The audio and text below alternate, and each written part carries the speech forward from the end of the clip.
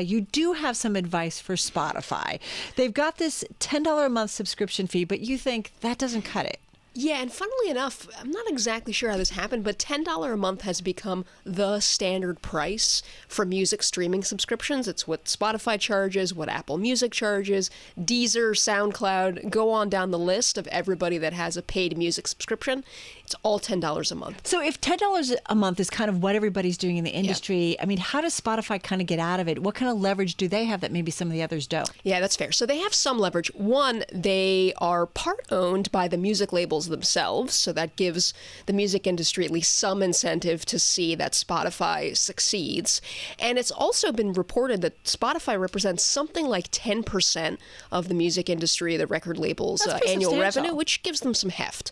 So what we at my colleague at Gadfly, Leila Aboud, and I were encouraging them to basically try a little bit more price experimentation. So instead of $10, all you can listen to music every month, why don't they try, let's say, $4 or $5 a month for country music. If you and I are country music fans, I might not be willing to pay $10 to listen to every song in the world. I'm not. I'm just telling everybody.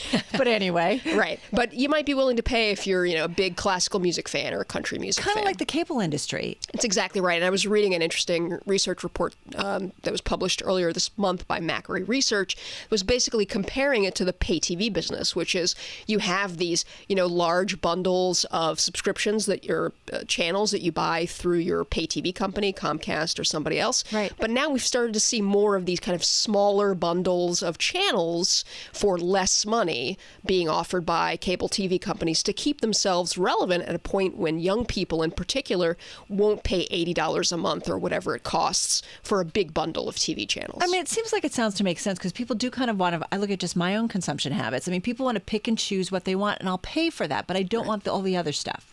Yeah, exactly right. The funny thing is that paid music subscriptions is still a relatively new business. And so everybody's still figuring out exactly how to do it the right way and maintain viable businesses for all parties involved. Does Spotify have to do this to financially survive? Yeah, I mean, the difficult thing for Spotify is that they lose money.